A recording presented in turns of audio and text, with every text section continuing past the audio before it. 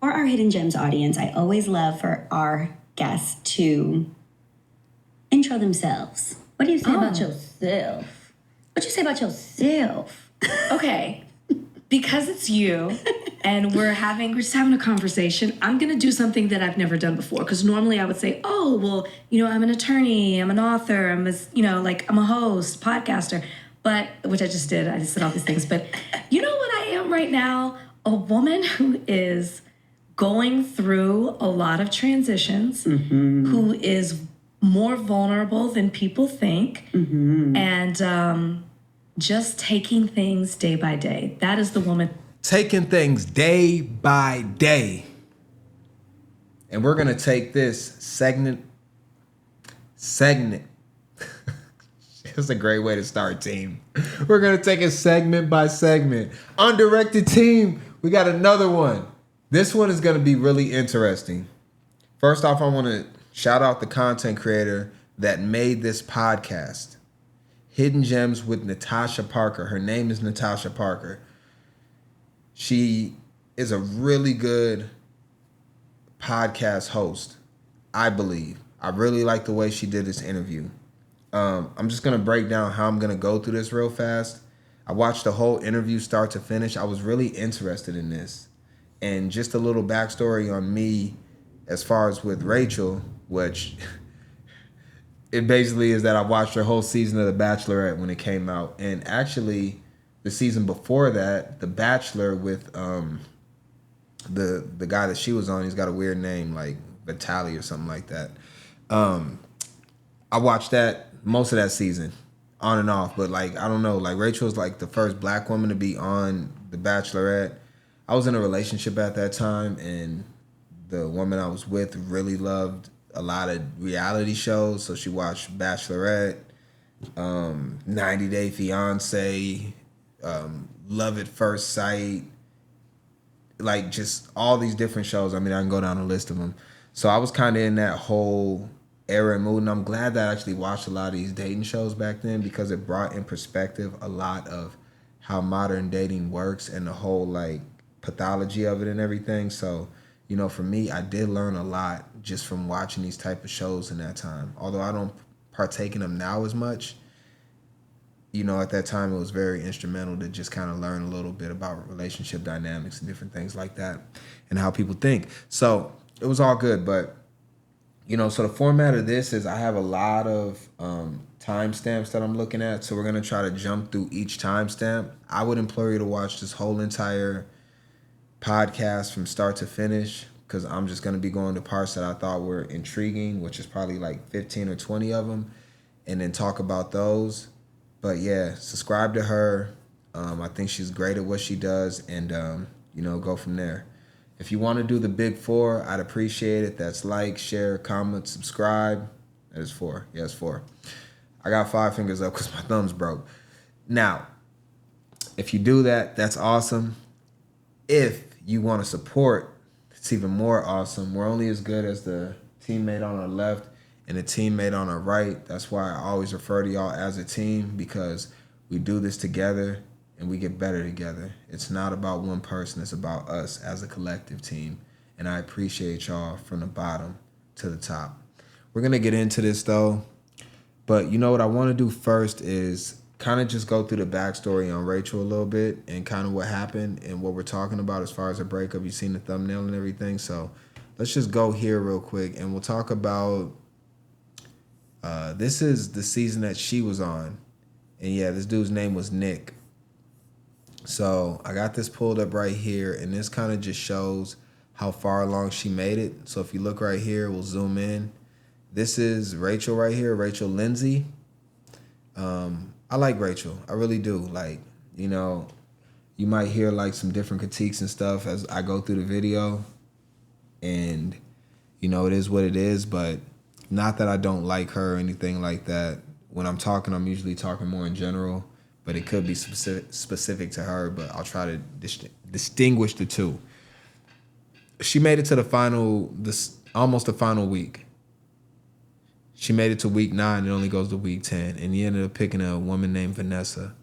So you'll see that. And he actually broke up with Vanessa, which is strange. Like, you look at some of these Bachelor episodes. So this woman that he picked, they broke up 6 months after she broke up with him, and they got engaged and never even got to marriage. 6 months, gone, destroyed. And he actually got married to another woman later on, and, you know, that's kind of how it happened. So shout out to him. And, I didn't want to do this. All right. Yeah, it looks a little bit cleaner. So we're going to go to the next part where we show Rachel's season, and we'll just go through the guys. If you want to stop it and look, these are the guys that she had to choose from in her season. And as you know, she's been divorced, so that's what we're talking about. And we're talking about a lot of the dynamics, which I am actually really interested in. Although I don't know if I want to have my platform specifically on this topic. We'll see how you guys respond to it, team, and, you know, maybe we'll do more videos like this if you like this whole format. But yeah, so this was the winner right here, Bryan, and we'll look at him a little bit more. But these are all the guys that she had to choose from. I actually like this dude right here. He actually quit the show, if I'm not mistaken. He quit the show because he just couldn't handle the pressure. The Josiah guy was all right. A couple other guys in here, some weird dudes. I don't remember him. He must have got eliminated quick. Fred. Square Fred. DeMario, he was actually he was pretty cool.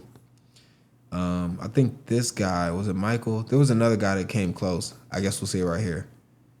Oh, Peter. That's not Peter the pilot, was it? That's around the time when I stopped. Hold on, let me look real quick. Peter, where's Peter at? I don't think that's him. No, that's a different Peter right there. Not Peter the pilot. That was like the last season I actually like watched like the whole season through, was the Peter the pilot season. He was really popular too. And yeah, so she ended up picking Bryan, but she could have picked out of all these guys, and she picked the guy that she ended up getting divorced from. It kind of brings the question, like, would she have gotten divorced from any of these guys? Or all of them? I don't know. We got a little more though. I want to go to this story right here. We can get it to pull up. So this just kind of says what happens with them, what happened with them as far as them breaking up. So tied the knot. They met on The Bachelor 2017. They finally got married in 2019.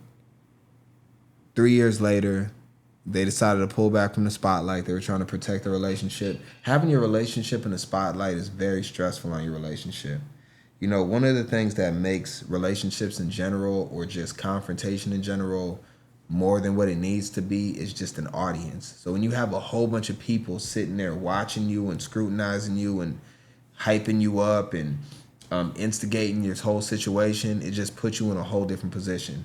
So it's one thing if you and your spouse are arguing with each other and it's just you two and she says something to you that is hurtful. It's a whole nother situation if she does that in front of 10 people at a party and they all hear and they're all like, ooh, she said, and then it spirals out of control really quickly.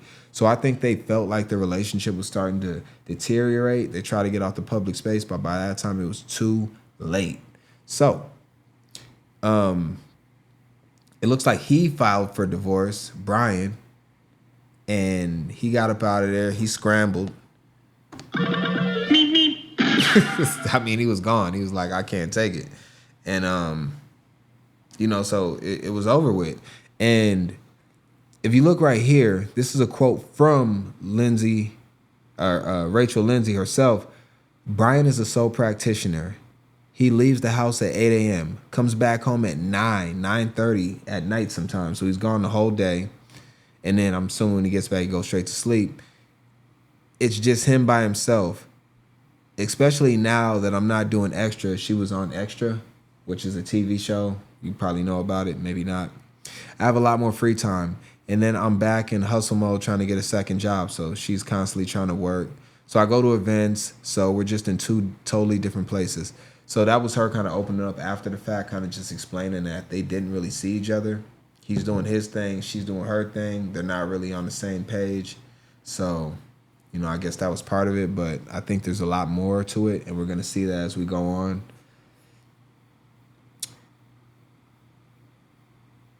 Yeah, two different places. So they announced a divorce last December, which is about 6 months from now. And you know, now they're in full divorce mode. Now they're kind of coming out speaking. Although I heard nothing from Bryan, we have heard from Rachel, and we're gonna hear more about that now. We'll go to the Instagram real quick, and we'll look, and we'll see. This is them when they got married. They were extremely happy.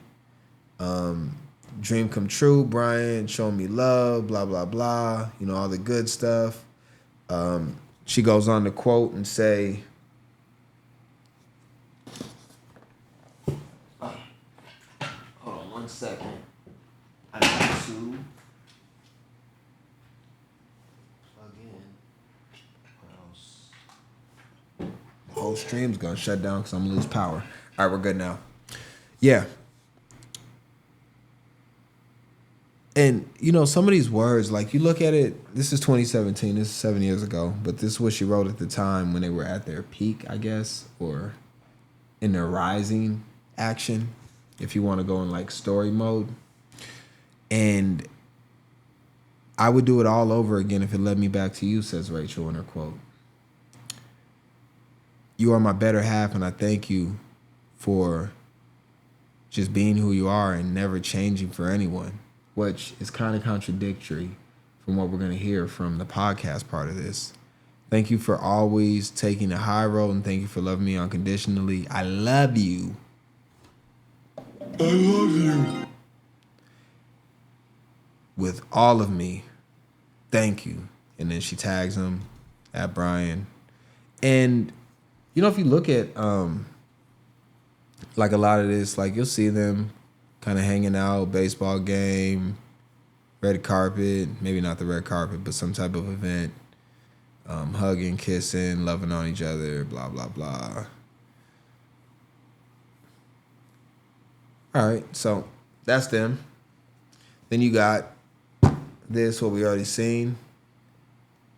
Dream come true, blah, blah, blah, you know, head over heels, love. And this is his IG. Take what you want to take from how he looks and his appearance and stuff like that. He doesn't showcase her as much as she showcases him on her IG. I think he had 5 pictures at most, with these being most of them. And then he pretty much doesn't show her anymore after, I think, this picture. You'll never see her again on his IG. So he continues to go on and just show himself the entire time and then promote his business, which I don't care. If you're into that, you know, go to his business, I guess. I don't know what he does exactly. Some type of doctor, soul practitioner. All right, so now we're back to the video at hand. We're going to jump throughout this video, and I'm going to go to all these different spots that I thought were important that I want to talk about, and we're going to listen. So, like I said, if you want to see the full podcast, go there, watch the whole podcast. I think it's really good. There's some really good information in here, and she was really open in this podcast, in this interview, whatever you want to call it. So that's why I really give Natasha a lot of credit on how she conducted this, because that's what you're supposed to do. You're supposed to open up and really get the person that you're interviewing to really open up and just be themselves, and that's what she did. So let's see what we got. All right, now we're into the fun part. Wait, that should have all been fun. Did y'all have fun so far? I hope so. If you're still here, you did. But different things, but, you know, and it's feeling the same feeling. Mm-hmm. And I just immediately, when I left her, I remember saying, you're right. It was as clear as day. It's like I had been thinking it, but when she put it like that, I was like, you're right. And I said, I'm just going to take a chance. And if it doesn't work, I'll come back and I'll practice. Yep. Now, exactly. I cannot go back currently.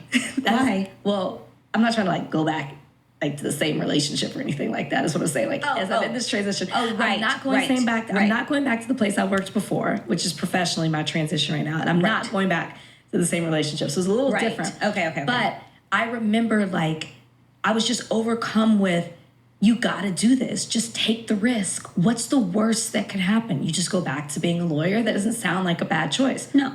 And so now when I think about, Rachel, you've been in a transition before and you're having to redefine yourself. And which kind of happens with age, it happens with time. But look at what happened from 2018 to 2024, 6 years. My life has changed so much for the better. Yeah. And I'm in a little bit of a slump, but. So the thing about it is like, and what we read is that Bryan divorced her. But when you hear her speak right now, she talks about her transition in a way that she has become a different person since when they got married to now. Now, I'll just say this. This brought her a lot of celebrity and fame. Like, The Bachelorette is a huge show. Like, you may not watch it. I don't watch it anymore. But when I did watch it, I was completely immersed in it. And I was kind of really following these people's lives. To the point where when somebody get kicked off the show, you know, later on, you kind of looking them up, like, where are they now? Like, it has that type of effect. And so she's just kind of talking about, like, you know, these different transitions that she's made and becoming a different person. And now she's in a slump. I got to imagine, I don't really know. It's hard to tell from what I've seen in this interview how she's taking this. But it's also been a significant amount of time since. And I just don't know, but she did pick him out of 30 different guys. She had other options, so I don't know if it's eating at her as far as did she pick wrong, but damn, you did get through 6 years, so I think the average length of divorce is about 7 years, or like the marriage, I should say, is about 7 years. They lasted for 3, but they were together for 6, so that's kind of right in that wheelhouse, 6-7 years. And they got together in very, very, very, very odd circumstances. Like, they met through a game show. So, and their whole entire relationship was publicized from the day they met under a microscope. So, let's move up to this next part and see what we got. It's not, turns out it's not. And it doesn't mean that it wasn't at times. Right. It just didn't end that way. It didn't have a happy ending coming from my parents. And I flew. Same thing in 2018, leaving law. So I definitely, and like that's kind of how I am now in 2024. I came off The Bachelorette. I had a successful relationship. Everybody loved that it was successful. And now it's not, turns out it's not. And it doesn't mean that it wasn't at times. Right. It just didn't end that way. It didn't have a happy ending. And so I think people will look at me in a different way because it didn't work. And that's,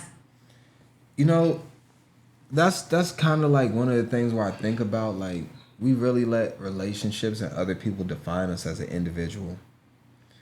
And that's kind of what she's alluding to, maybe not specifically in her mind, but from what I'm taking from it, is like, you need to care about what people think about you to a degree, but I don't know if you need to think about what people think about you when it comes to a relationship standpoint.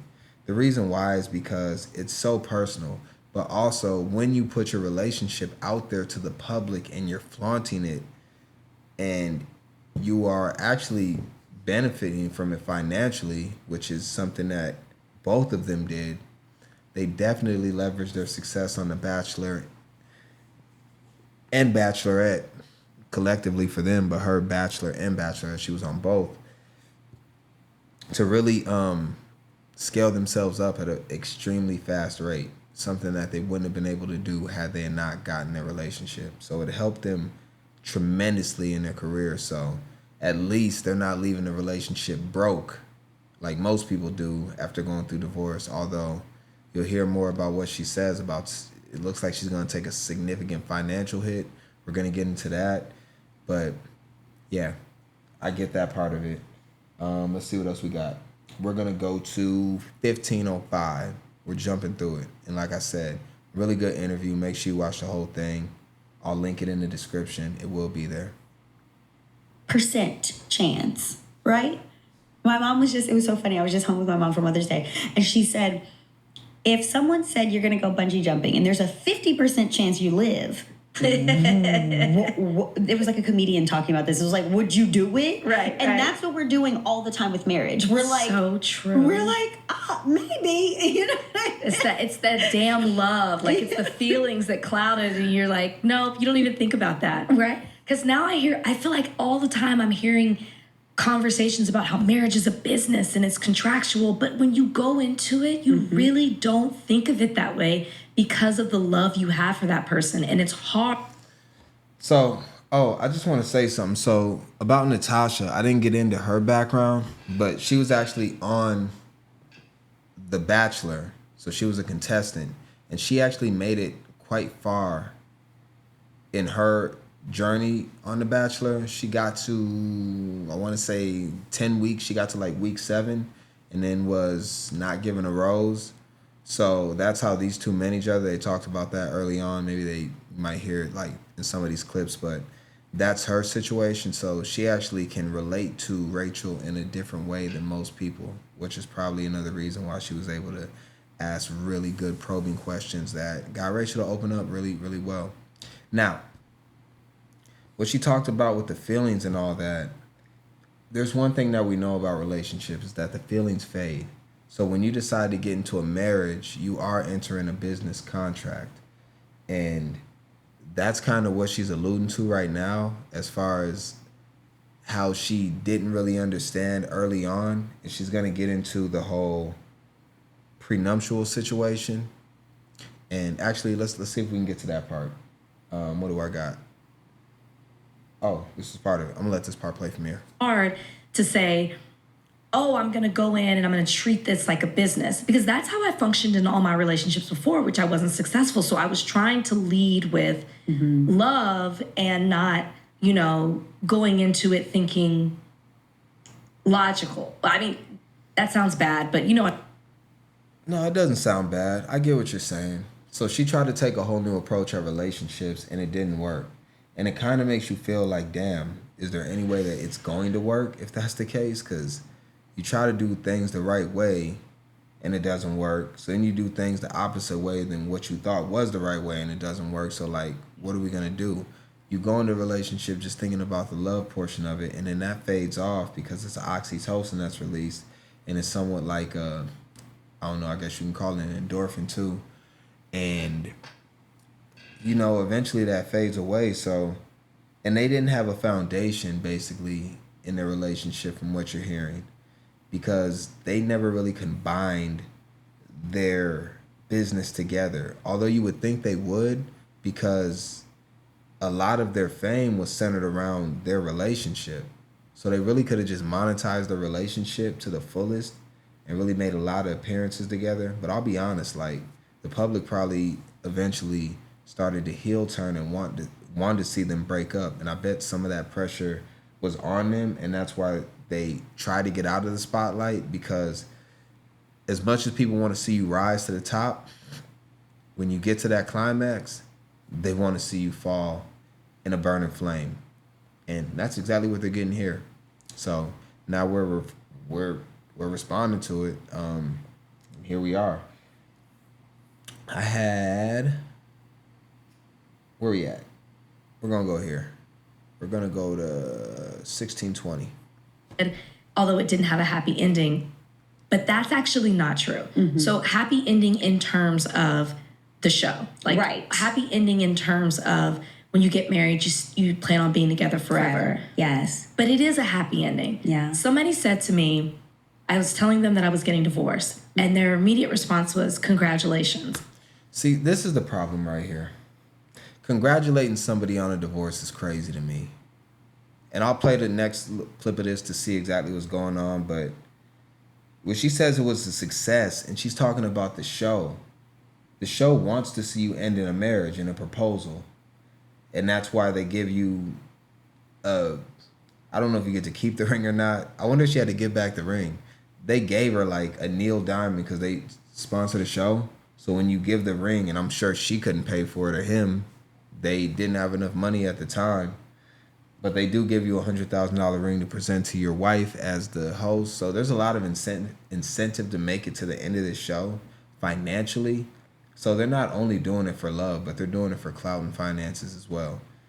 So when she says that it was a success as far as the show, yes, she had a very popular season.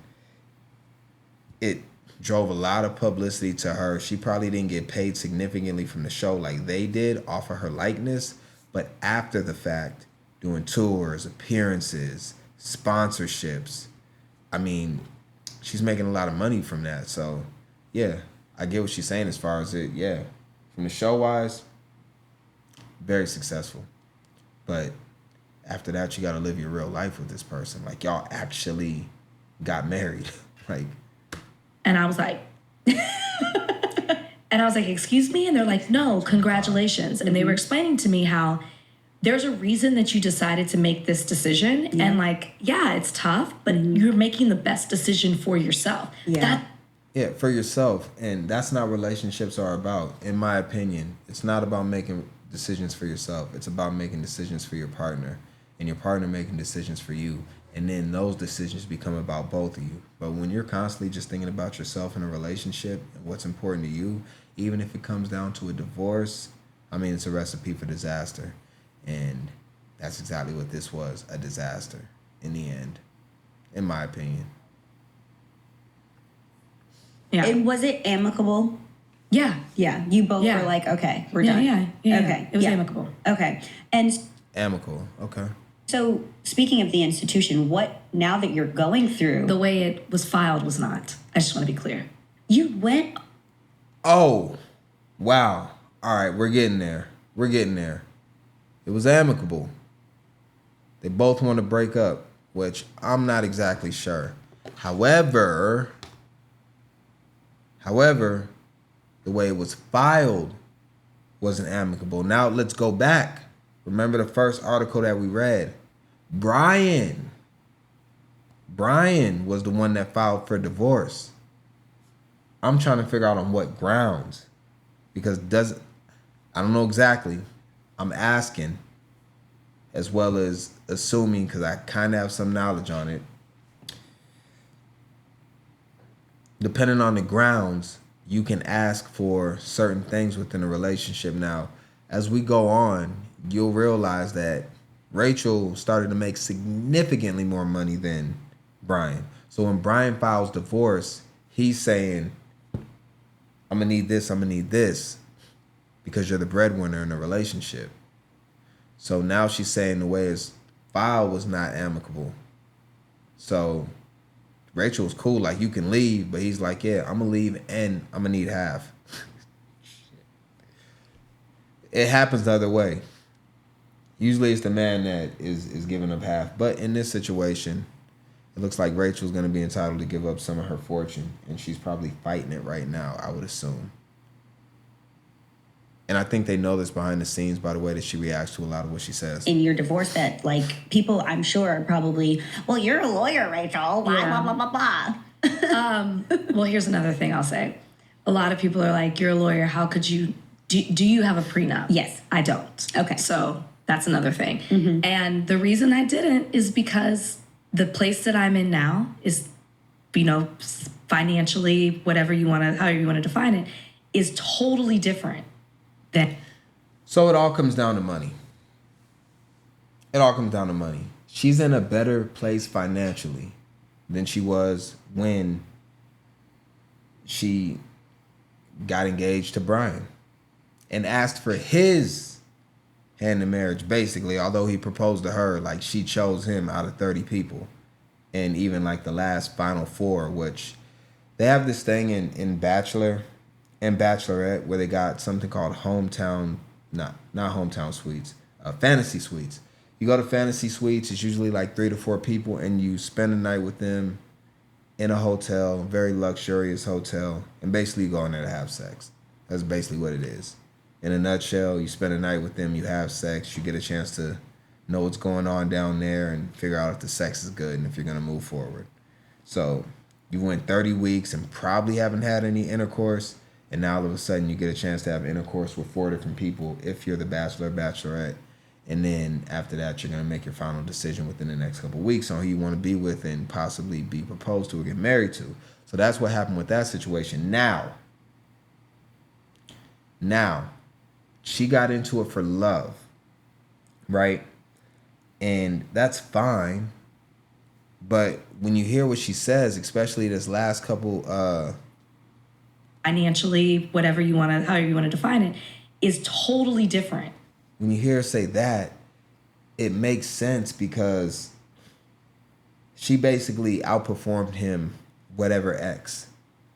Like, let's say they both came into it and she was making 50, he was making 25. Well, now she's making $900,000 a year and he's still making like maybe $100,000 a year. So she starts to look at him a little bit differently because now she's dealing with a whole different socioeconomic class than he is or can get to, but he's with her by proxy and now she feels like she's carrying him. I would only say this, and it's the argument that you hear on the other side often. You two came into the relationship basically on the same level, and she explains that. I don't know if I have that clip, but you'll hear it where she says that they came in basically at the same level financially. They were both making the same amount of money. And maybe she had a little more clout than him. But if she's able to make 10x while in a relationship and a marriage with him, would he not be responsible for a lot of her success because they were together as a couple? Basically, when you're with somebody, you talk to him every single day. You're involved with them every single day. So do you have, because a lot of times we hear about like these divorces and stuff, and sometimes they come into the relationship and the person's already there. Like they're already a millionaire, bazillionaire by the time you meet them. So you're not entitled to that. But if you meet somebody and you're both broke and then one person rises to a higher level and becomes a millionaire or whatever, are you entitled to some of that money when they break up? That's a question. I got an answer, but I'm not really going to say what my answer is right now at this point. But I do have a thought process on it. We'll get into that possibly later at the end of this video. Then This ain't what I want to watch. Where we at? 1845? Oh, I think I had something from here. when I got married, we were more level, and I Yeah, wasn't. she said it right there. They were more level. So when they first got married, they were more level. Then she shot up, skyrocketed in finances and obviously publicity too. In California, if I got married in California, I know California's wild. So it's When she says California is wild, she's talking about divorce laws and the way they pay out to the spouse that makes less money. So if you have a divorce in California, and you'll even see it with, you can look at a story like Gary Owens. Look up Gary Owens and on Shannon Sharp's podcast, and look at the part of the podcast when he talks about almost getting served with papers. So he wanted to have his paper served from Ohio. Yeah. Cleveland. I think it was Cleveland, Ohio. Someplace in Ohio. His wife tried to serve him with divorce papers from California. He ran for a whole year not to get served with those papers, because if he had to go through his divorce in California, she would have took half, basically, and got way more alimony, way more money out of him and all that type of stuff if it was in California, because they just have really, really different divorce laws than the majority of the rest of the country.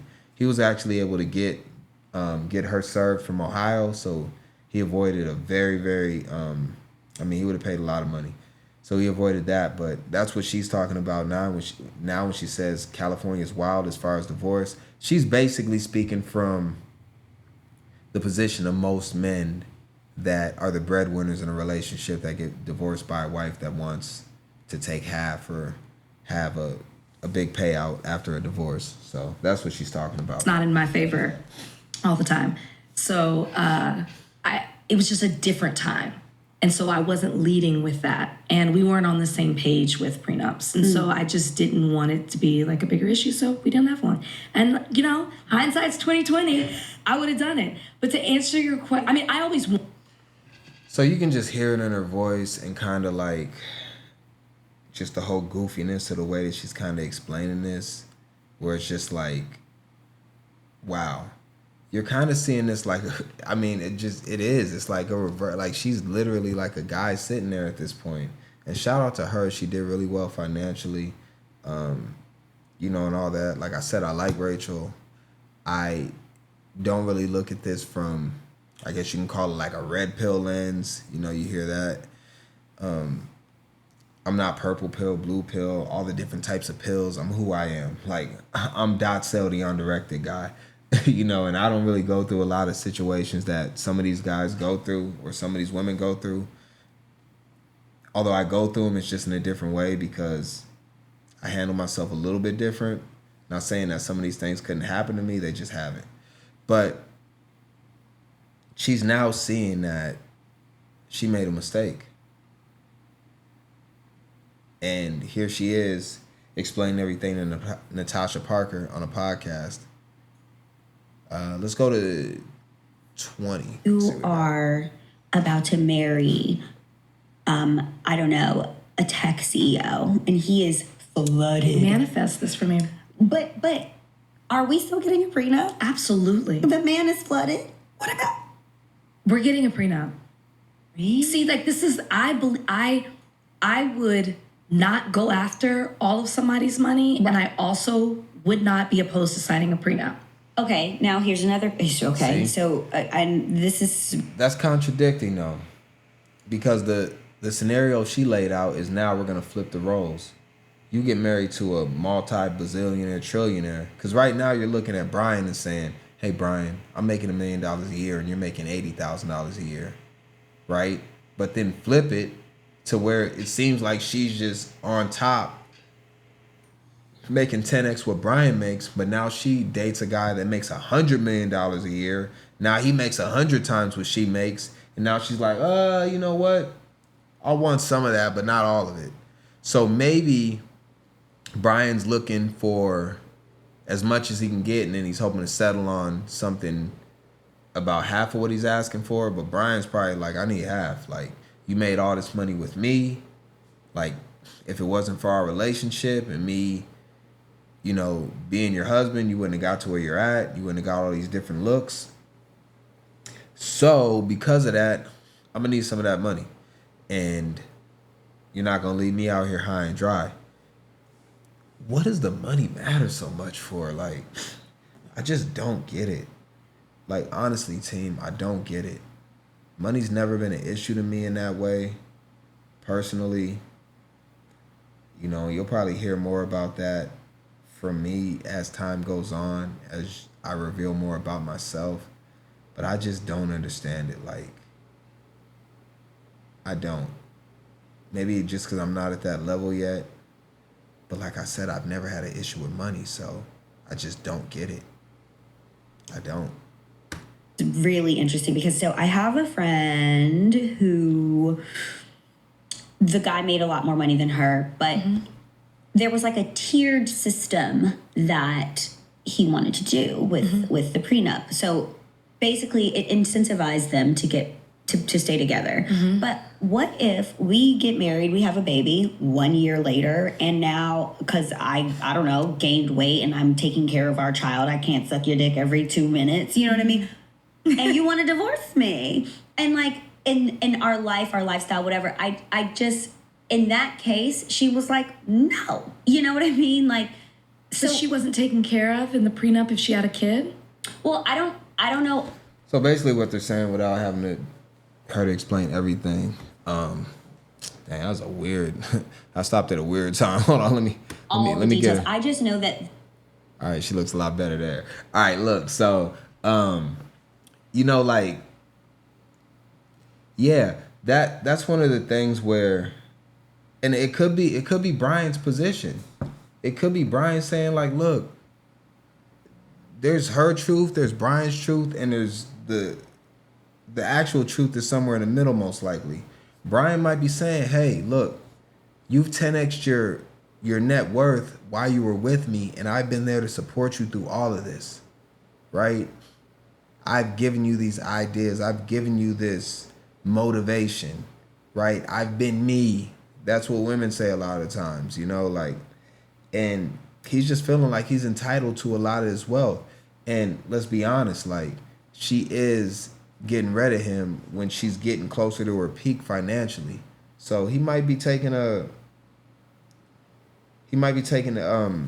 somewhat of, he might have resentment for that, but he did file for divorce. So maybe he was trying to divorce her at her peak. I mean, you see that from divorces in general, where when somebody hits their financial peak is when they divorce them, because they can take all their money and not have to deal with them, but still get the benefits of what they can provide. I don't know. This is super messy though, y'all. This is extremely messy. And I don't know who the hell to trust in this situation, but let's move ahead. We got, what are we at? 24-14. I was just leading to Manifesting this for you. You would take 100 mil and bounce, and that would be fine. Period. But also, if it's just me and no kids, I feel like, you know, I will bet on myself, and we do bet on ourselves, I right? would think that would be the case. Well, I mean. So this is them having a conversation beforehand. Rachel went into details with Natasha about this off camera and really probably like broke it down what type of dude he is and how he's moving. So when she says bet on herself, or they're saying if there's no kids involved, I'm gonna bet on myself. Basically what Bryan's saying is like, look, like, I'm gonna be hurt without you. Cause let's be honest, man. We don't know who the hell he is at all. Like, all the publicity is on her. He's like a side piece. It's kind of like we talked about Simone Biles some months ago and Jonathan Owens. And Jonathan Owens is in his own right where he needs to be. But if him and Simone Biles got a divorce, Jonathan Owens, and Simone Biles, she makes way more money than him. Way more publicity than him. Although he plays for the Green Bay Packers and people know him, he's not a household name like Simone Biles. So that's kind of where we're at as far as like this situation. And they're basically just clowning Bryan, saying like Bryan's over here trying to leech off of Rachel, and instead of just saying, you know what, I don't need nothing from you, I'm good, I'm gonna make it. He's like, nah, like, I'm not letting this meal ticket go away. Like, I'm gonna need as much as I can get from you before we separate completely. So that's what it's gonna be. So taking shots at him. I don't really know the backstory or what they got going on, but I'm not taking either one of their side. Yeah. And if you're not betting on yourself, I don't know what you're doing. I don't know what you're doing. Yeah. It's just a really tricky. It's tricky. You just, again, the person you marry is not the same person that you divorce. Oh, it's just not. And I'm talking about myself too. Ooh. I'm not this. Yeah, the person you marry is not the same person that you divorce, which is why in relationships you need something that you can both work towards, that you both can work on and depend on each other for. What it seems to me is that these two started like this and then went like this. Only Rachel went like this. Like they went away from each other, but Rachel skyrocketed this way and he kind of stayed lateral, right? And because of that, you know, she's saying like, yo, like, my career is taking off. Like, I've got all this, and now I'm seeing different people, I'm talking to different people, and you're like still where you were at. And I agree with her on that standpoint. Like, you got to continue to elevate yourself and get better and put yourself in positions where you can continue to move up and level up. And, you know, apparently that's not what he did. So here we are, divorced, and he's trying to get half from Rachel because he feels like he's not going to be able to get to that level on his own. That's what it seems like. The same that I was when I got married. You're just not. And that's why a prenup is necessary, because you're dealing with dissolving a marriage and you're two different people. And like, my mistake is expecting. That is the thing though. Like, if you talk to somebody before marriage Like, they're never gonna say like, oh, you know what?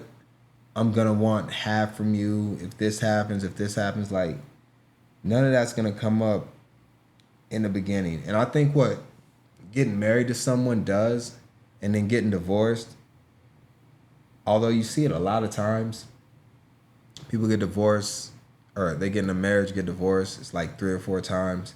They end up getting destroyed every time the same way because they always let their feelings cloud their judgment, even though they have precedent to know that it's probably going to end up messy no matter what.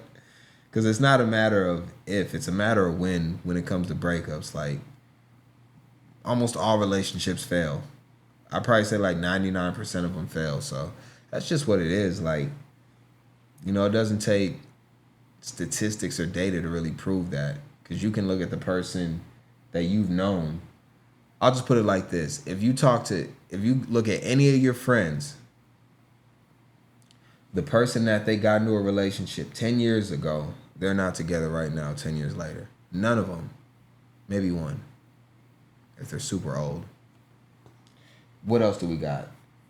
We're going 25-20. Let's see what we got.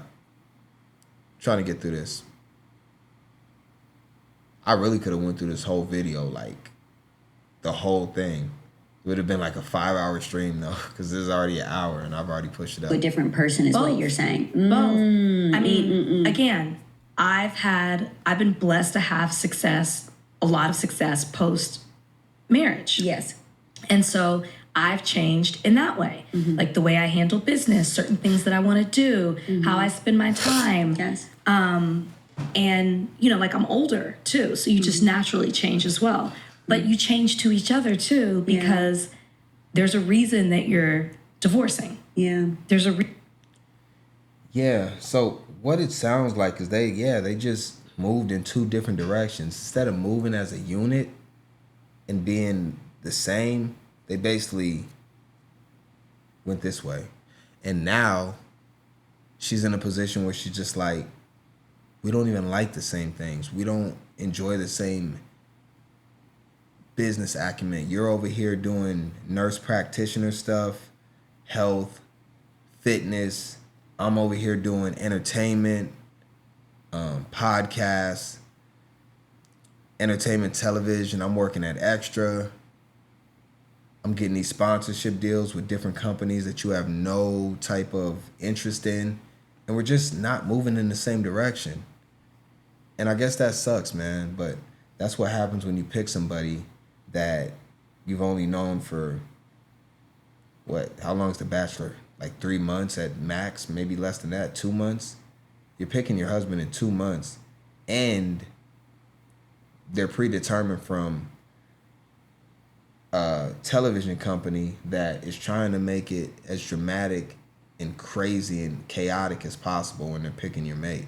Like, they're going to give you someone that's somewhat compatible. I'm pretty sure you make a list of what you want in general, but they're picking some people that are slightly oddball in comparison to what you would want. So there's some friction there, and that's what you got eventually.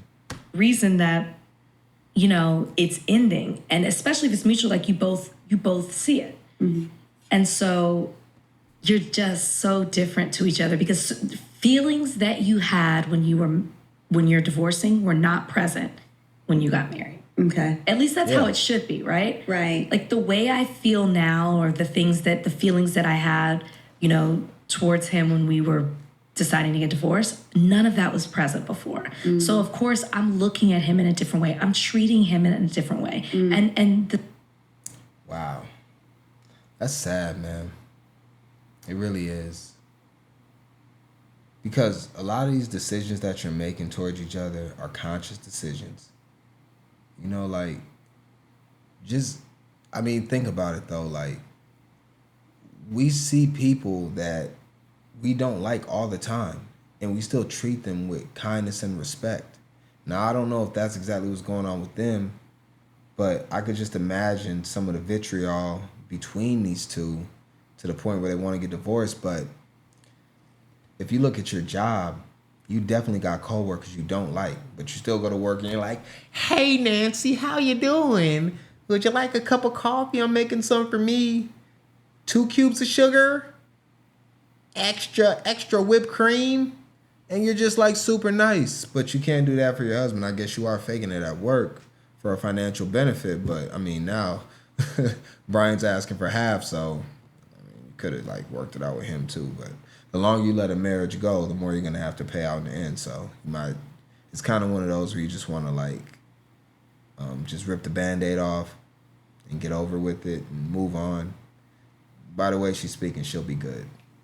The same way him to me. Yeah. Yeah. It's like a lot more, you know, when it comes to, you don't look at each other the same. You don't want to, I mean, you're getting divorced. You don't want to be with each other. Mm-hmm. And are you guys still living together? Yeah, we still live together. Ooh.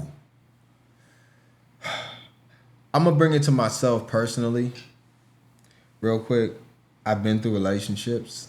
Of course, I've had long relationships, upwards of 7 years. I've had shorter relationships that have lasted a few years, and some in between, shorter or longer. The one thing that I know when I split, or I know there's no relationship to be had between me and the person that I'm with. I've never been married. I have been engaged. That doesn't really count for much, but whatever. You can count it for whatever you want to. I got out of there as soon as possible. Like when I'm say immediately, and I'm talking about full integrated lives, like parking in the garage every night next to her car's next to mine. You know, just everything together. Mail, to the point where I don't even have to leave. Like literally, person couldn't even like make me leave at all. Like, you know, like, but I never want to be somewhere where I'm not wanted. I don't want to be around a person that doesn't want me around. Like, I've never understood that.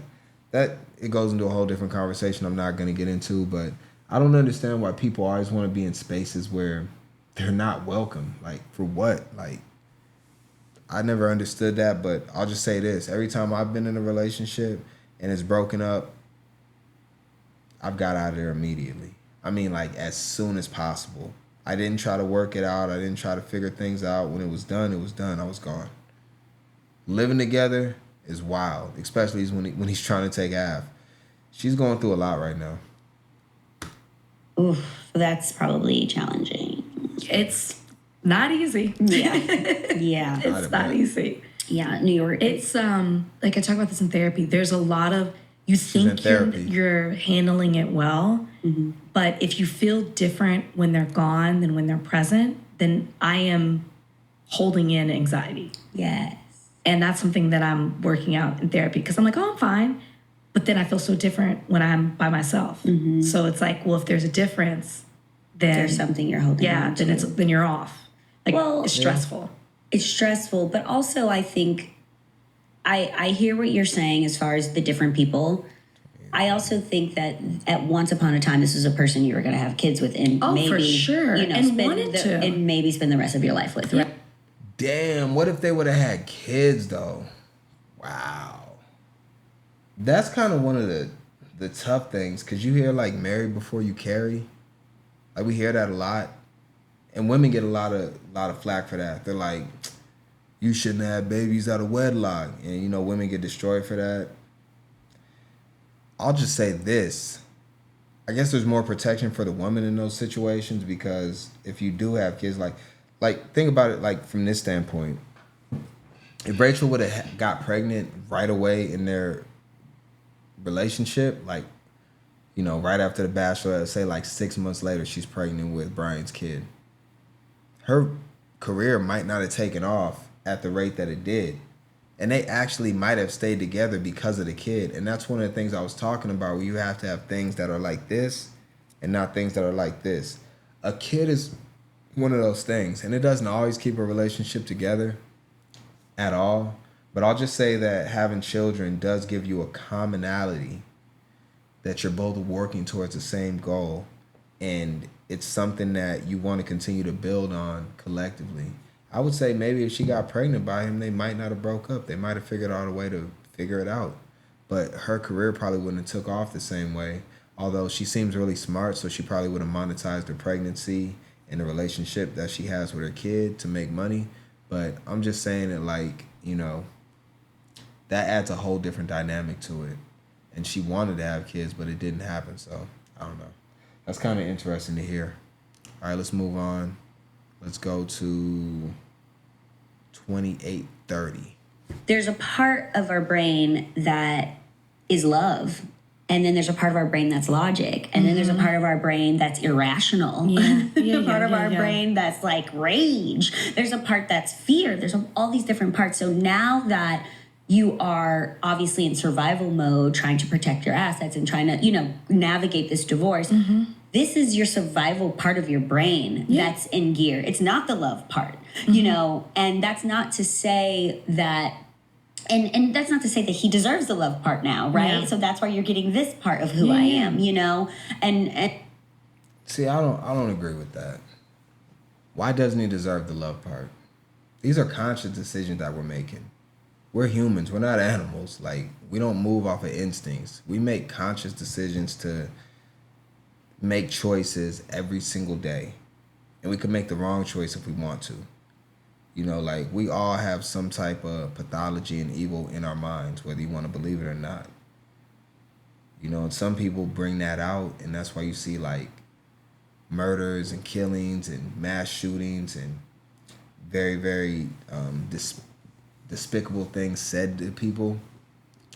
But we all have that capability. We all have the capability to hurt. The only difference is some of us are able to control it better than others. So you don't have to be like that in survival mode with this guy. Like, I just wish we'd made better decisions for each other. But I guess at some point it just gets to that. But I'll just say, like, damn, like, y'all are just like two people. It's not even like a whole bunch of people involved. Although your relationship is on a public level, it's just like, damn, y'all can't just like get in a room together and just talk and then work it out. I guess. I've been through it too. It just seems like it should be that way. But me personally, I've never treated any of my relationships or exes with vitriol. Like, I just haven't. Like, that's not even in me to do something like that to a person I care about. Even if they do me wrong, I really don't make decisions based off of what others do. Like, I gotta look myself in the mirror. So if you want to be evil and vindictive and all that, that's fine. But I haven't done that, and it's worked out pretty well for me so far.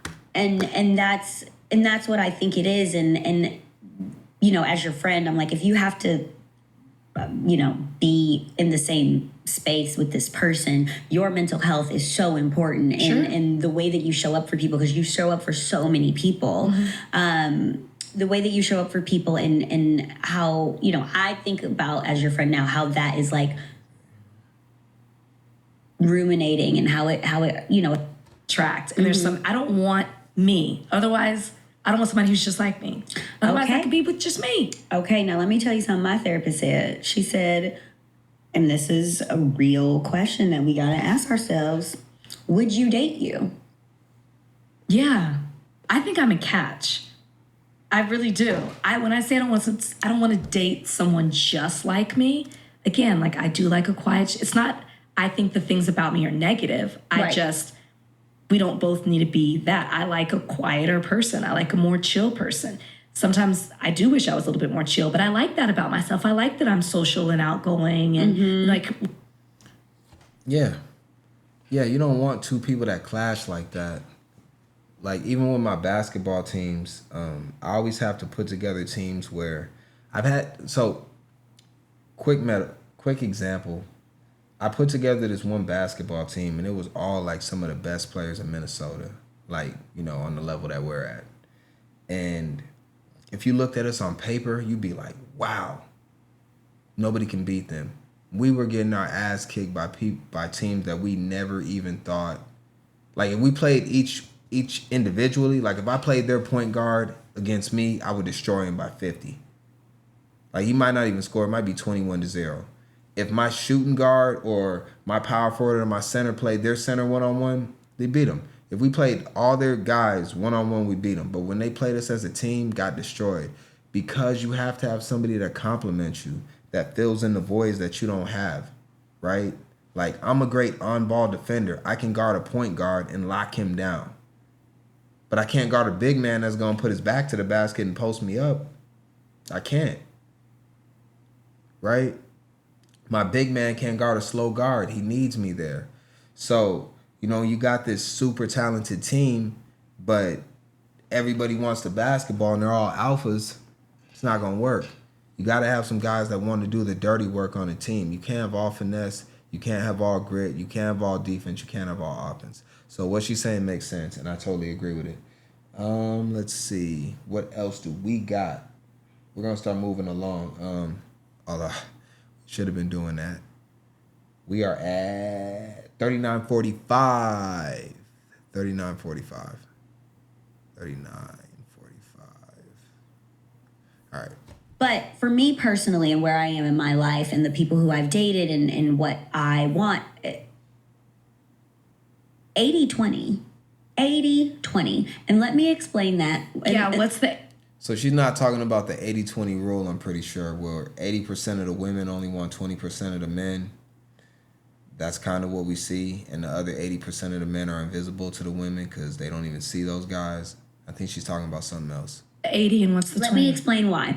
So if there's a guy that I'm dating and he has an apartment, let's say, or a home, and we live in New York, and his apartment is $5,000 a month, let's just say. And I have my apartment, he has his apartment, we move in together. If he has been paying $5,000 a month for his apartment and I move in, I might pay a light bill, but why are we now splitting this 50-50? Now, what do you mean? I don't get what she's saying. I'm gonna let her finish. now, if I go, hey, we need more space, I need this, I need that, and he's like, financially, all I can do is $5K, and that's what I've been paying, and we end up getting a bigger place that's, I don't know, $10K or more, then I am so happy to contribute more. But You mean contribute half? If you go from 5K to 10K, but it was your decision to go to 10K, wouldn't you want to contribute half of that? So now you're both paying 5K. Here's the problem with what she's saying right here. And I got to push back on this. It doesn't make sense because if he's paying $5,000, right? You move in with him, but you want a partnership, then you should be paying half. It's really that simple. Now, there's 100% chance that you're going to want to level up. Whatever he has is not going to be good enough for you because that's just how women are for the most part, and it just is what it is. I'm not saying there's nothing wrong, there's nothing more, but men live a lot more minimally. Like for me, like I'm super happy with like having the minimum. Like I feel like there's only a few things that I really need, right? Where women need a lot of other things. And you'll actually hear her when we get to, I think we're coming up on it, where she talks about her makeup. And it's really funny. So when you hear that, you're going to kind of laugh a little bit. Well, depending on what side you're looking at this from. But yeah, like, you know, saying that you'll contribute more is basically still, it's the 80-20 basically what she's saying. So even if you start with him with 5K and then he moves into a place that's 10,000, you're still going to only want to pay 20%. So you're getting him to move out of his comfort zone. And this is how men end up going broke in relationships with women because they over leverage themselves to the point where they cannot afford it because that's not the only cost. Now he's got to pay for even more stuff. You're going to want a car. You're going to want this. You're going to want that. Makeup, dates, dinner, travel. And then next thing you know, that's when the money starts to really become an issue. If you live within your means, though, you don't really got to worry about it. So give me the option to say, actually, I don't want to pay anything, so I'm just going to move into this apartment and we're going to do... So if you move into his apartment, you don't expect to pay anything? No. And like I said, maybe a light bill. But obviously, bills. I would... But I would get, like, grocery. It's not like, oh, buy me food, buy me this. You know, like, I would... She feels a little bit, she's like, all right, now I'll pay like a light bill or something. Like, she don't even want to do that, but she feels bad because she knows that, like, this take is kind of crazy. And I guess it's okay, but she's not really saying what she's going to do as far as to supplement him taking care of her in that way. And also, like, you have to realize, like, people in general, when you're saying you want a partnership, you're saying that you want to split things 50-50. If you say you want to be in an 80-20, then you're going to have to do 80% of the work in other ways. It may not have to be financial, but maybe that means that you're waking up 5:30 in the morning before he goes to work, and he's working 14 hours a day to supplement your lifestyle, that you need to fix his lunch pail before he goes to work, and maybe send him off with a kiss and whatever else, you know, if you want to get intimate. But maybe iron his pants. You got to do a lot of the other things, a lot of the domestic things, right? Or you can make that up financially, and then you can have other people that maybe come in, nannies, maids, different things like that to clean up or whatever the case is, and that's all fine. But when you're talking about a partnership, it's exactly that, right?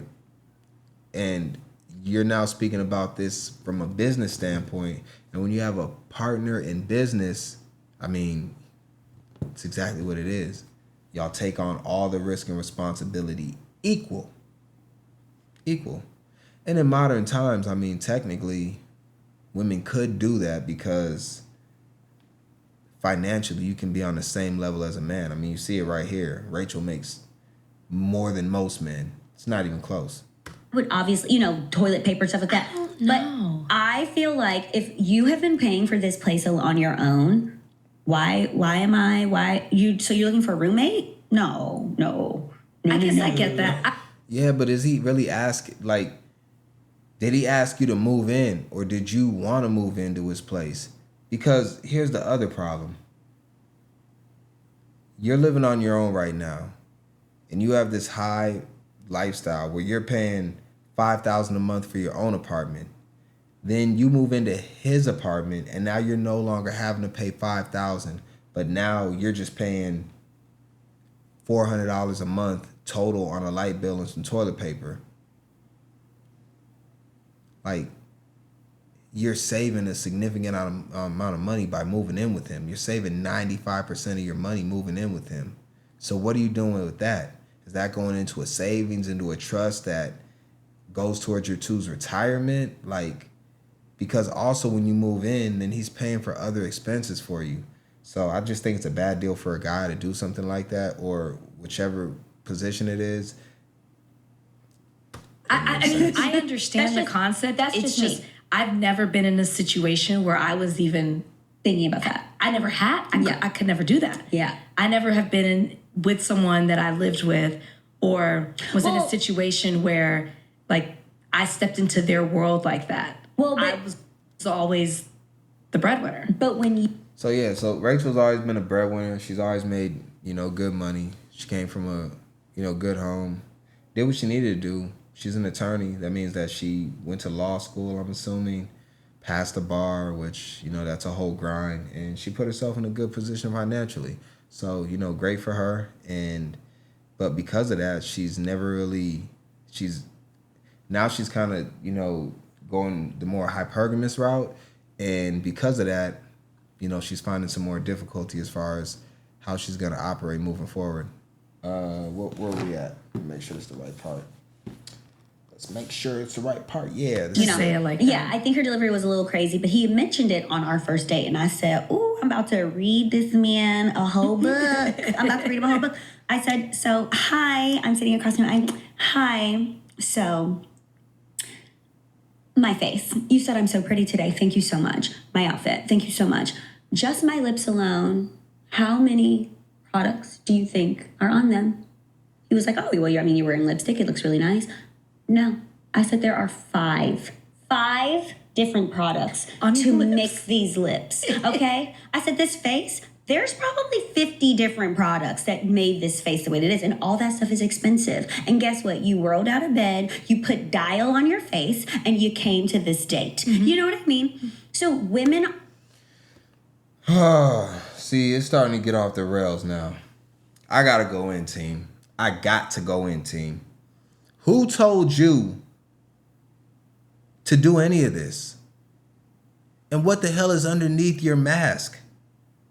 See, now I had nothing bad to say, but now I'm starting to wonder, why do you have 4 different, you know what, I shouldn't be advertising for them, but I'm going to show you what's on my lips right now. This is it. Is it going to zoom in? I got to bring it back here. You know what it is. It's the advanced lip therapy. This costs $5.99, and it's going to last me for like 2 months. That's all I need. My facial products, I mean, they're under $100. I don't even think they're close to that much. And, I mean, I'll bring it in. I break out here and there sometimes, but for the most part, I got an extremely clean face. Like, I mean, I could put a mask on and maybe look better, I guess, but I'm trying to figure out why you have 30, did she say 30, 40, 50 different products on your face that probably cost a whole bunch of money? Your man doesn't even know what he's getting. He's meeting you for the first time and you're demanding all this stuff, and he's actually, you're saying he has to pay for you basically, but what he's paying for is not what he's actually getting. Because when you take off all that makeup and stuff like that, and all the hair and extensions and nails and perfume and all that comes off, the 50 earrings you got in your ear that I'm assuming are real gold, like, what the hell's going on? And first off, men don't put dowel on their face. I mean, most of them don't, but we probably could get away with it because, you know, I can't speak for all men, but as a man, I got to represent for the team and just say that, yeah, it's a lot easier for us. I mean, I don't really do much. I put, like, some face lotion on, wash my face. I do use a exfoliating brush a little bit. And that's only routine I've had probably for like the last year. Before that, I didn't have to do any of that. But, I mean, come on, shorty. Like, really? Really? Nobody asked you to do any of that. Now the more I look at her face, I do realize that she has a lot of products on there. If she peeled that off, we're seeing a whole different woman. I don't get it, y'all. I don't understand that part of it. Are just more expensive. Sure. And I tell men all the time, the fancier the woman, the more you're gonna have to pay, bro. Which, the more you're gonna have to pay, bro. I mean, but now the only thing I'll say in her defense is, look, guys, you don't have to choose this woman. And that's a lot of what you're probably going to see. Like, men just aren't going to choose these type of women because there are women that are more down to earth. And I think as men, like, that's what we want for the most part. We just want a woman that's down to earth. We don't really care to deal with, like, these prissy, overly, like, makeup, just,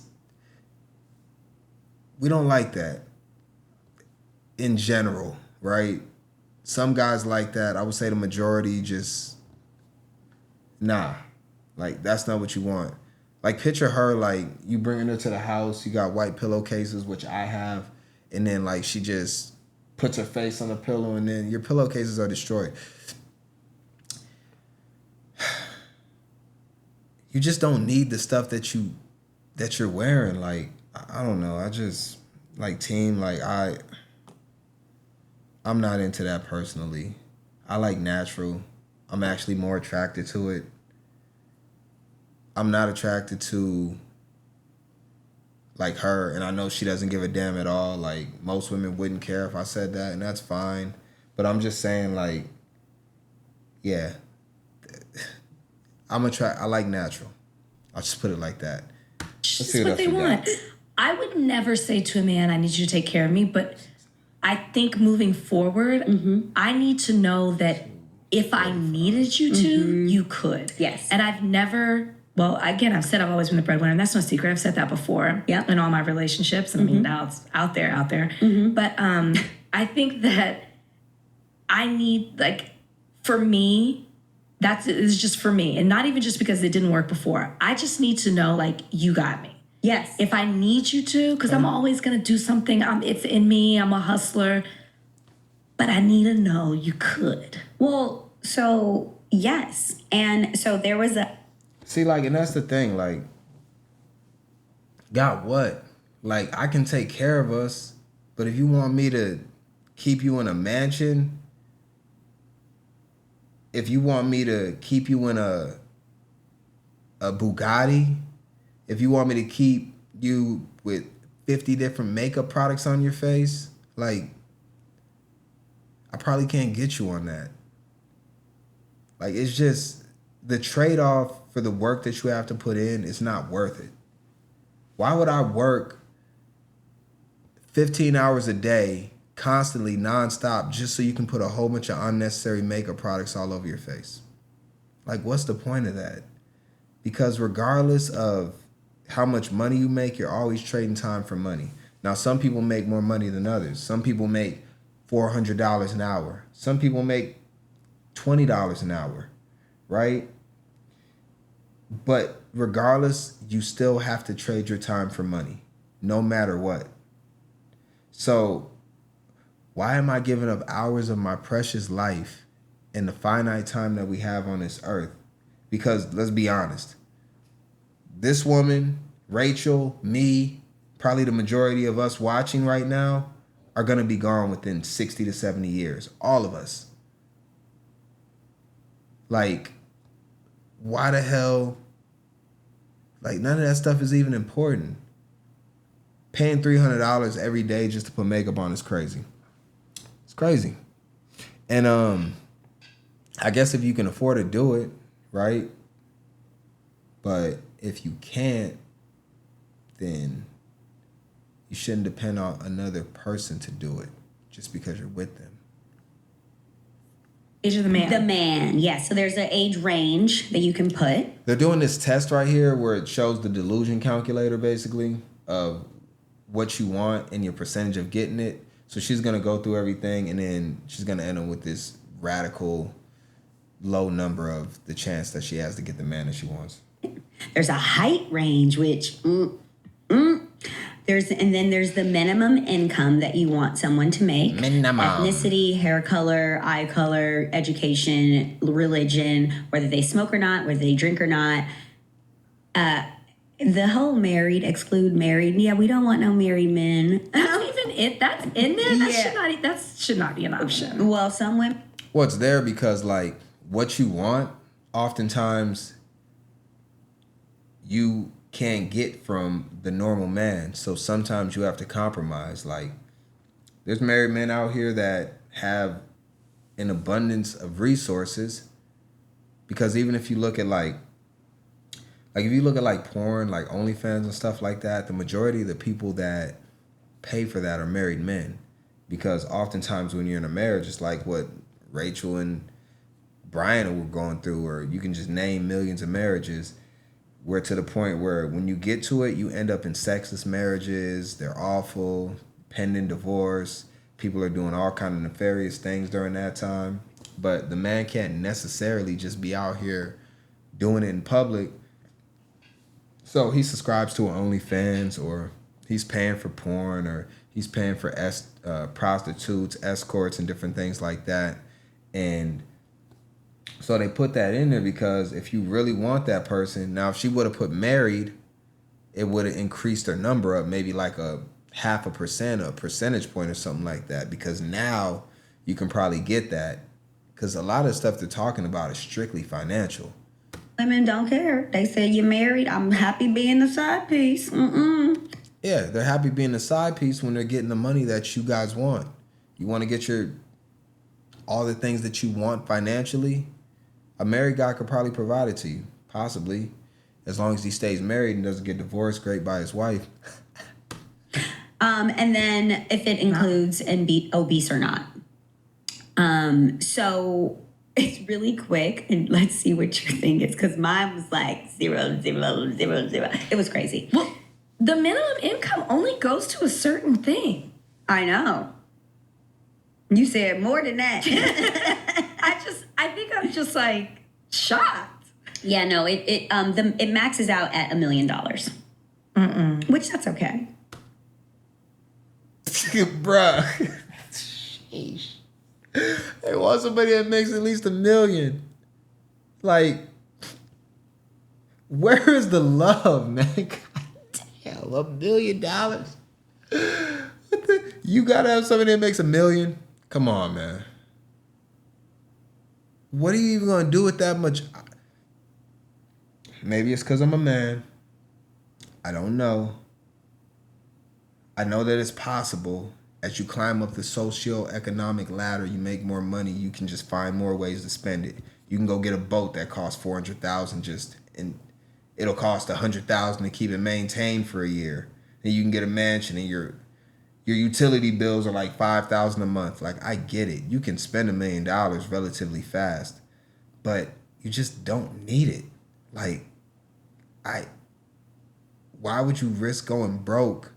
I don't know. $1 million is wild. She's Not not everyone's in getting it. entertainment, meeting all these multimillionaires, Rachel. That's not necessarily me. I like how humble Rachel is, though. Like, I really just want to shout out, like, I like Rachel, man. I personally like her. I do. Natasha's she's a little more strange as far as, the way she's operating, but, good for them. But living in New York and LA and, California in general with Silicon Valley. Yeah. So exclude married means if I don't want them to be married, do I put yes or no? Exclude married. Yes. Yes. Okay. Exactly. You don't want a married guy. Why is obesity on here? That's so weird. You don't want an obese guy. I don't know why that's Girl, on here. this Leave it alone. cannot be real. It says 0.0066. That's 10,000. Guys, I might be single forever. That's 10,889 out of 165 million men. So they're saying the whole population of the United States, remember they want a person in the United States, and roughly like half of the United States is men. There's more women than men though in the United States. But I think there's like 340 million people in the United States. And then so I guess a little less than half of that, like 48. So 10,000 out of that, that's a fraction of a fraction of a fraction of a fraction of a fraction. So it's basically impossible. Like the chance of you walking past or meeting any of these people is non-existent. It's like winning the lottery and not even that good. The lottery's probably better odds. So the thing is like,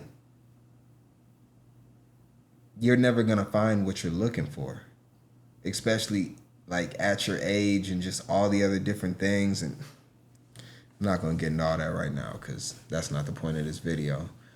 But yeah, the calculator's correct. It's truly correct. There are... And you know what's not in here at all? Is character. Character's not in here at all. Because you can get that 10... Let's say she gets one of the 10,000 men out of 165 million, right? But he's a terrible person. I could throw out names like... I'm not even going to say his name on my stream. But you know the guy I'm talking about. His video just came out with the whole hotel assault case and all that. Like, you could end up with that guy, right? He's got all the millions in the world. He meets all the criteria you probably just put in that phone. He's one of the 10,000. Whatever happened to character and just appreciating someone for who they are? Like, I don't get it, man. This is crazy. It's crazy the way we are. Look at her face. She's in disbelief. But also some type of insane thought is going through her head that she can actually achieve it. 10,000 men that fit that criteria. And that means they have to be attracted to me. Mm-hmm. Yes. And I put my age range up to 55. I did 35 to 55. Well, let me tell you something. 55. You know you don't want no 55-year-old dude. Stop it. And if you do, that's strictly financial. This will be a little encouragement for you. My number was like 0.0002 2.8 or something. It was lower than yours, okay? And of my 4 relationships that I consider like I could have married any of these guys or whatever, 2 of them meets the criteria. Okay. And 2 of them, I mean, I was a lot younger. So the current criteria, right? At the time, they met that criteria. If that makes sense. So, we get older, we modify. Oh, yeah. My criteria has changed. Yeah. Completely. Age, minimum income, all of that has changed. Yeah. Because of the life circumstances that I've had today.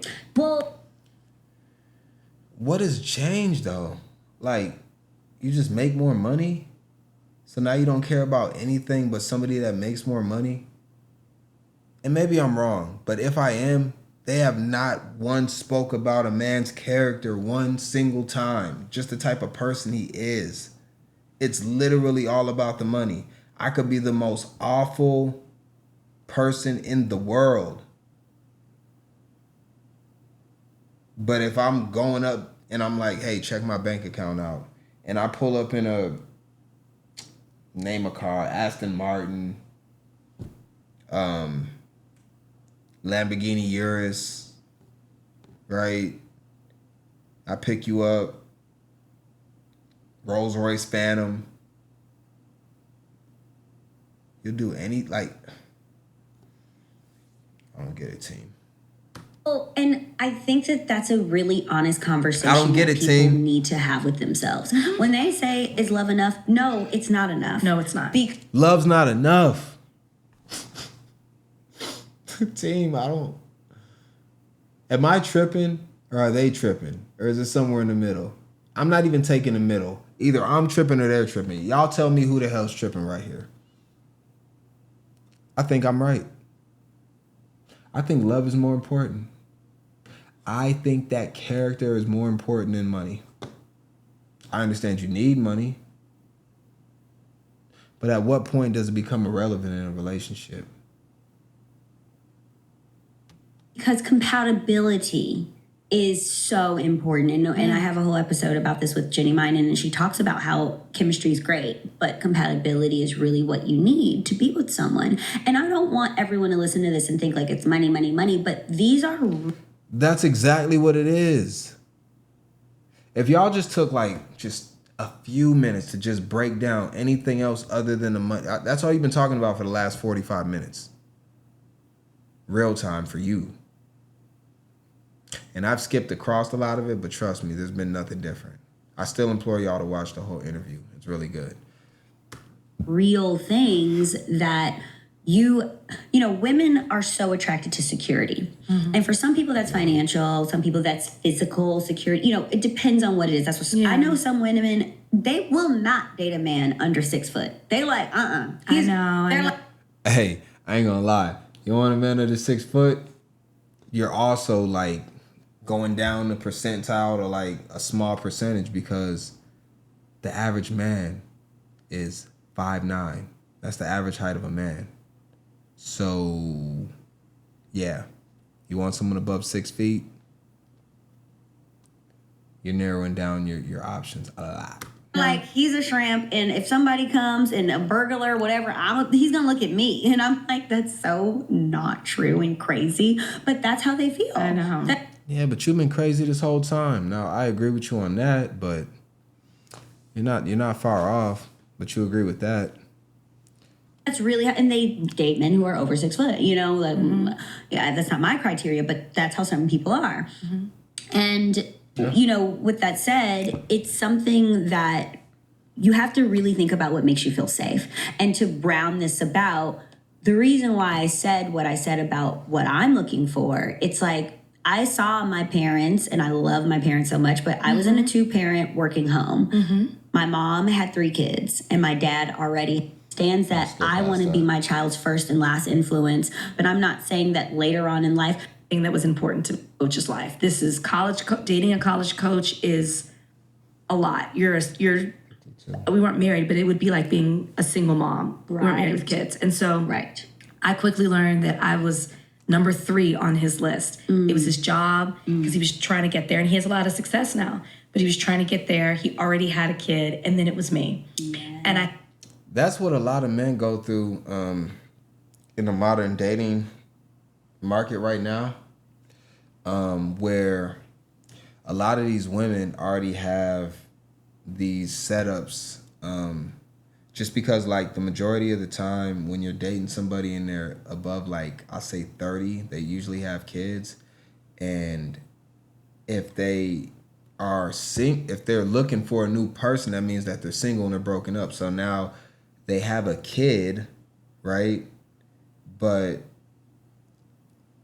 if you're on the market at 30 as a woman, the majority of the time the women get more custody of the kid. That's going to be most of the time. I think it's a really high percentage, probably like 90% the woman's going to have the kid. So now you're dealing with a single mother, and when a man comes in, he's going to be second to the kid. Then I'm going to just say, like, honestly, they usually have a pet too. So the pet's going to be number 2. And then, and only then, will you be number 4 after her job? So, yeah, you thought I was going to say 3. Nah, you ain't going to be 3. It's going to be the kid, it's going to be the dog, and then it's going to be your job. Then it's going to be you. So you're coming in 4th. So what she's saying is true, just in reverse. She's dealing with a lot of problems that a man will like. That's probably why I identify with Rachel a lot, is because she's basically explaining things from a man's perspective. And she also is dressed like one. Like, I could probably get away with her outfit for the most part, other than maybe like the tank. But I could wear the hat. I could wear the jewelry. I wouldn't wear the little thin necklace, but I like the rope right there. I mean, the suit jacket, I might have it a little more fitted. But I mean, she's out here like, yeah. She like one of the homies. Me and Rachel could kick it.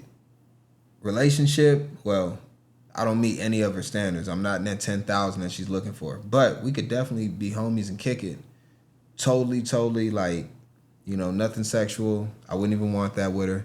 But, yeah, we can kick it. Like, she'd definitely be like one of the guys, like, yo, you're pretty athletic. You want to play on my basketball team, Rachel? Pull up. I got a spot for you. Hang out, have beers afterwards, kick it, shoot the breeze like you one of my teammates. I gotcha. I thought, okay, I want a man who prioritizes me. That's what's important to me. That became my leading thought of going into the next relationship. Yeah. What am I willing to sacrifice on because I want somebody who prioritizes me? Yeah. And moving into The Bachelor and that relationship, that's what I felt I had. See, that's the problem, though, for both of you. And I don't know if Natasha feels the same way, but we're more speaking about Rachel. You can't have a man that prioritizes you that you want to make $1 million a year. It's impossible. He can't do both. He can make $200,000 a year and probably still prioritize you. But you just don't have enough time when you're making that much money to really prioritize anybody. So you gotta figure out your trade-off. Like, what do you want? Do you want the money or do you want the person? Because like me, personally, I'd rather have a person. That's just me. Like, you know, I like to make money, but not probably in the way that other people do. Like, it's not my driving force. It never has been. I've always made money based off of me doing something I enjoy. I've never just chased it, right? Like, it's always been a byproduct of me just being excellent at something. I'm really good at something, so I make money as a byproduct of it. Not that I'm doing something to make money and then like that's the reason I get it, because I'm like prioritizing it. And that's kind of like something where I'm giving you game in a way. Like, if you're excellent at something, the money will come and it'll be plentiful for you. That's all you really got to do. You know, and you can get both at the same time, but yeah, it's not gonna happen, Rachel. And so I was willing to not pay attention to other things. I see. Because I wanted, what was important to me was someone who was supportive and who was there and wanted my support. And that's what you need, because you're when you make a lot of money, you kind of put yourself in a position where you need to help others. It just is what it is. because the people that have more usually help out the people that have less. Not saying that they didn't work for what they get and they should be obligated to do so, but it's just kind of the natural way that things go. So when you want to put yourself in a breadwinner's position, you should probably just care more about the person that you're dating and their character, because at some point the money's just not going to matter that much. You know, like, I don't know. I just feel like the whole thought process with all of this, everything that they're saying is just backwards. And it's kind of sad because there's a good chance that it's a 0.0000.6% chance that she's going to get what she wants based off the calculator and the stats and statistics, but it's almost 100% chance that she's never going to get what she wants. And if she does get with someone else, she's going to mistreat them because she's going to feel like they're lower than them just based off of socioeconomic status, and that's just not true, because there's people that make less money than billionaires that are smarter than billionaires, but they just haven't got their shot and their opportunity. So, having that mindset is just extremely disappointing. What do we got? 5210. We got like 2 more parts to get through. 3 more parts to get through, y'all. Was that 5310? Oh, we're right here. Now it's like I want, again, it's not that I want somebody who can take care of me. It's like there has to be a balance in between. I do want somebody who's supportive, but I also want somebody who can provide me, who makes me feel safe. Okay, That is like so key to me at this point in my life. That's so loaded, but let's see where she's going. And that safety includes financial security. It includes physical. It includes emotional. I want that security in all 3 of those things. That is. Come on, man. Bruh. So you want everything. And that's fine. But then, like, you're not really being forgiving at all, though. Like, you can't have everything, right? Based off of the way that you're saying that you're making money, like, it shouldn't even be the biggest issue. I'll just put it like this. A man that makes that type of money will probably pick up a woman that works fries at McDonald's. He probably would. If she treats him good and all that stuff, it doesn't even matter. I think about it like this, right? I think about it from a standpoint like this. And I know, like, people will push back on this and they'll be like, well, that person's grown and all that stuff. That's fine, whatever. But I look at it like this. Your kids. I got kids. I take care of them. And for me, I don't need them to give me anything. The love that they give me, the help that they give me, it could be around the house. My son's here or whatever, he does the dishes. Cool. Dad, you know what? I need some new shoes. I need tennis equipment. I need whatever. Cool. Got you. Like, just because he's a good person and he makes me feel good and I enjoy watching him do great, going to his tennis matches, I brought all his equipment, I took him there. My older son, get him a car, put him through driver's ed. He's giving me nothing financially. Like, you go 18 years with your kids and they give you nothing. They just continue to take, but they make you feel good. You know that you made this person, you produced this person, and you don't want anything from them in that way. You just really want them to do great, like, genuinely. And that's how we don't look at relationships. We look at relationships like they're disposable, like they're just there. Like, damn, like, can't somebody just make you feel good and just be there for you? Do you have to look at them with disgust just because they don't make millions of dollars and they can't buy you a Ferrari? Like, I'm not going to look at my kid like that. Like, I don't want my kid to buy me a damn Ferrari. I just want to be able to hang out with him. Like, come on, we play video games. Like, we chill. Like, we frolic through the park. Like, you know what I'm saying? Like, he appreciates what I do for him. He tells me thank you. Like, I represent him. He represents me. Like, just the way that they speak about men and relationships in general. And this could go the other way too. It's just like, damn, this shit is sad, y'all. To me, it's extremely sad. Like, this is not good. So important to me. And I don't think that that's asking too much. No. I'm not saying you have to make more money. I just got to know, and to steal this from my co-host Van, I just got to know you got me. You got me. You got me money. That's what I need. And the truth is Yeah, but you got me money is millions of dollars because you make like $1 million a year. So you're saying he doesn't have to make as much, but he still needs to make like $850, like, and that's just not gonna happen for you. And you're asking him, he can probably get you if you're okay with the average lifestyle. But if you want to go on vacations internationally every other month, be able to do all these other things, support your family, buy this, buy that, buy that, he just can't do it. Like, so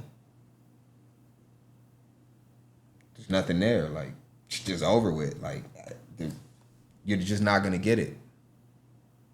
Especially now that you've already been married, divorced, and you're older, and That were a red flag to him. So yes. yeah. But like for me, I was leading with emotion and love and like what was important to me. And what was important to me was someone who was supportive and could emotionally be there, and he was. And I got that.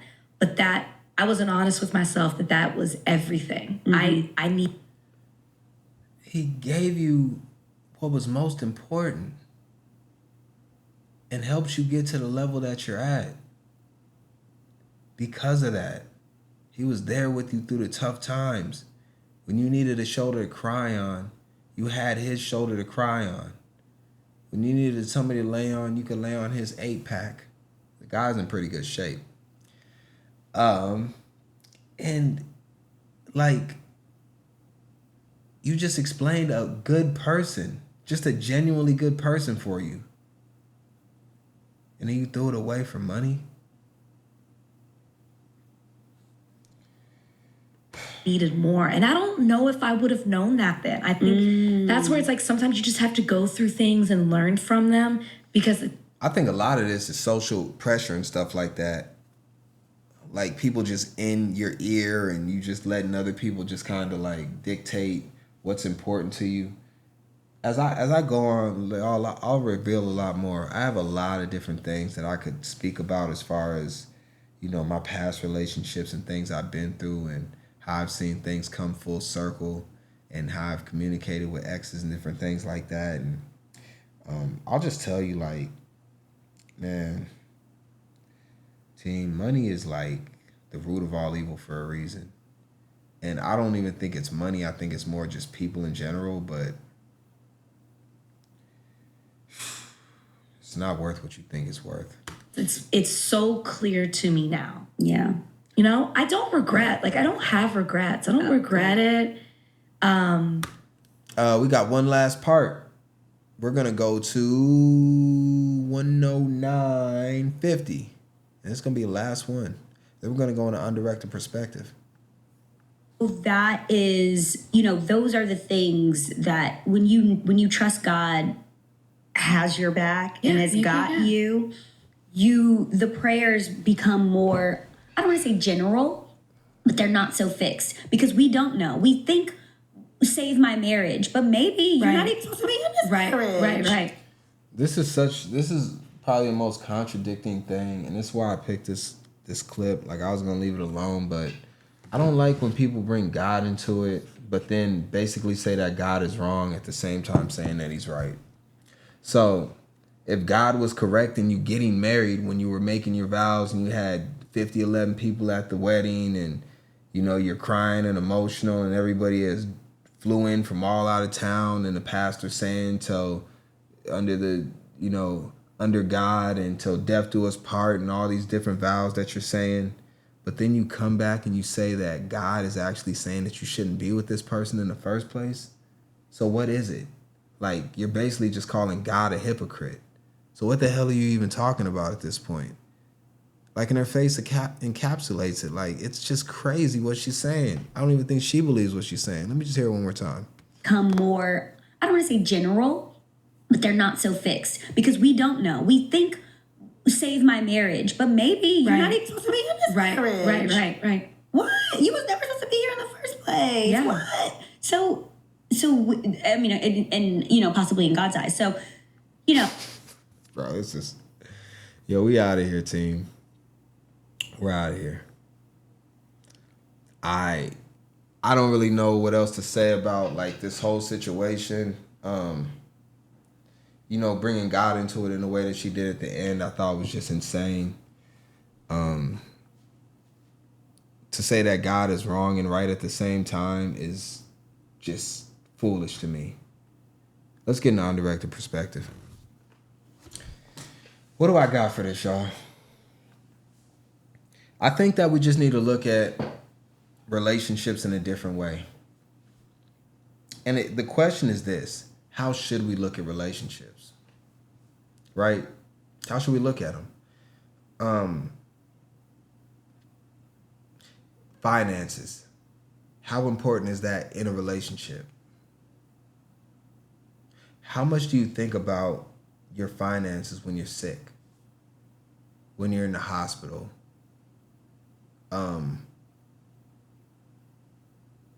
Let's say you just lost your foot, right? You got in a car accident, you lost your foot. It got mangled in a car accident. Now you don't got a foot. But you're single. Is anybody gonna want to be with you? Then maybe they only want to be with you for the money. Or maybe they don't want to be with you at all because you don't have a foot. But if you already had a relationship that you've already established and you appreciated for a long time, that person's gonna stay with you. I seen a dude, he was older. I was at my my basketball game, it was semifinals. And his wife rolled him in with her friend in a wheelchair. I mean, he's destroyed. So they took all this extra time to take him to the elevator, bring him up, bring him onto the court, just so he could watch men's league basketball. And they showed him all the love in the world, like, you know, and I looked at that and I'm like, damn, I thought he was one of the most lucky persons in the world. Because he had love from a person that actually just genuinely cared about him. When money's not going to get you that. I mean, I guess you could pay for it, but you'll go broke immediately. So when Rachel and this woman talks about all this money, and you know, for most of us, these things aren't going to happen, but they do happen, right? But I just know, like, when you're not feeling well, when you got a migraine headache, you're not thinking about your Lamborghini outside. You just want somebody to be there to put a warm towel on your head and just, you know, make you feel good. Say kind words to you, not be mean to you.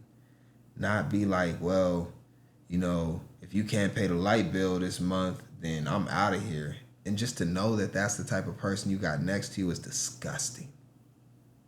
So for me, my undirected perspective, my perspective on all of this is that you should not follow the pathology of, I guess, Rachel now. The Rachel before was good. But what she's explained throughout this is like, and I don't know nothing about Bryan. I haven't heard him speak or nothing like that, or else I would have spoke from his side of it too. But just what I'm hearing from these two, it's pretty insane. And you know, good luck to him. Good luck to him. I almost completely disagree with everything that they're saying. Now, I might get some backlash and they might be like, yeah, because you're a broke boy and you don't understand. And that's fine. I don't really care what you say about me from that standpoint. I care about what people say as far as my integrity and the person that I am. But you calling me broke or anything like that, just based off my stance and not actually knowing my finances, is insane. But from a business standpoint, you actually do need people to care about you because your reputation means a lot when you're talking about business. And especially when you're an entrepreneur and you're in business by yourself, or for yourself, I should say, that people think like when you're an entrepreneur, you're like, you don't have a boss, but actually you do. You have hundreds and thousands possibly of bosses because the consumer, the person that you're selling your product to, is your boss. So the way that my character is for y'all team is important to me. Like, and that's why I'm always open and honest, even when it's, you know, maybe not the most popular opinion. I gotta be honest because that's all I can have at the end of the day is my word and my honesty. So, undirected perspective is that let's just like be better as people, and let's not put money at the forefront of how we are going to gauge somebody. Because the other thing is this: the same person that, I'll use me as an example, right? The same person that might turn me away now and say, oh, you're not a millionaire, which I'll be the same person as a millionaire or not. 6 years from now, if I become a millionaire, which is a good chance it'll happen, but also a very bad chance. But I'm just saying, like, percentage-wise, it's a bad chance, but very capable as far as me individually. Then what? You wouldn't mess with me now, but you'll mess with me as a millionaire? It's awful to think about, y'all. So that's all I got for that. We're going to leave it at that. How long do we go for? We went for a while. Damn, if you stayed till the end of this video, like, definitely leave a comment. Tell me, let's just have the discussion, y'all. Let's have a discussion. We went for 2 hours, damn near. Sheesh, talk about long form content. All right, y'all. I am out of here. .cell O-U-T. Man, I'm about to go have a drink, y'all. This is crazy, man. Like, I don't really understand it. Make sure you check out our podcast, though. I'm out of here.